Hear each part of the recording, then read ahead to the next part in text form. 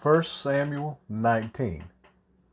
And Shaul spoke to Jonathan, his son, and to all his servants to put David to death.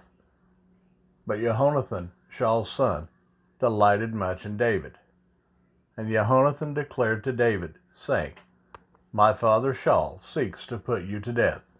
And now, please, be on your guard until morning, and dwell in secrecy, and hide.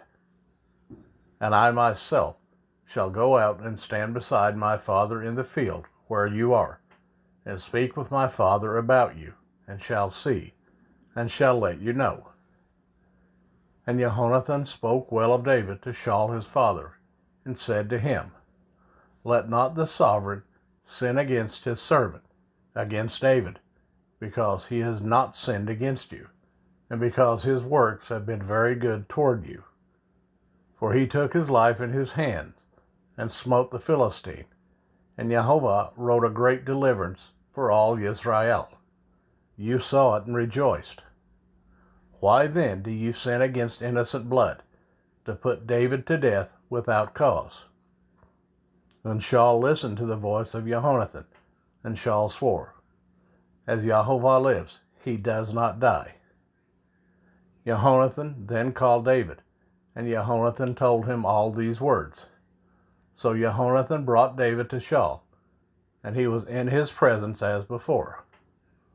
And there was fighting again, and David went out and fought with the Philistines, and smote them, a great smiting, and they fled before him. And an evil spirit from Jehovah came upon Shaul as he sat in his house with his spear in his hand, and David was playing the lyre with his hand. And Shaul sought to smite the spear through David, and into the wall, but he slipped away from the presence of Shaul. So he smote the spear into the wall, and David fled and escaped that night. And Shaul sent messengers to David's house to watch him, and to put him to death in the morning. And Michal, David's wife, informed him, saying, If you do not save your life tonight, tomorrow you are put to death. So Michal let David down through a window, and he went and fled and escaped. And Michal took the household idol and laid it on the bed, and put a cover of goat's hair for his head, and covered it with a garment. And when Shaul sent messengers to take David, she said, He is sick. And Shaul sent the messengers back to see David, saying, Bring him up to me in the bed, and to put him to death.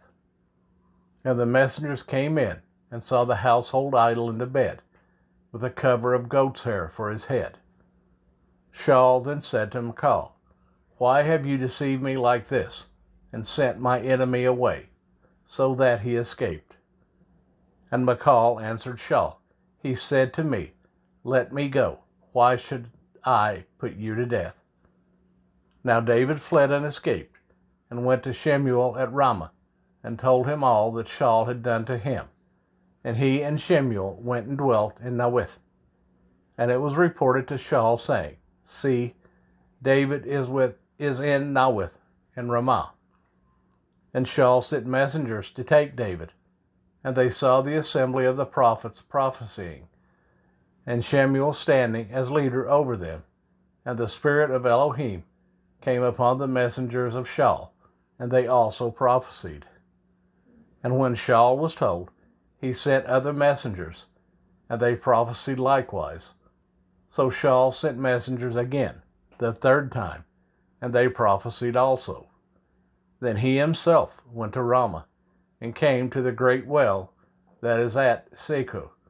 And he asked and said, Where are Shemuel and David? And one said, There in Nawith in Ramah. So he went there to Nawith in Ramah, and the spirit of Elohim was upon him too. And he went on and prophesied until he came to Nawith in Ramah. And he also stripped off his garments and prophesied before Shemuel, and lay down naked all that day and all that night. Therefore they say, Is Shaul also among the prophets?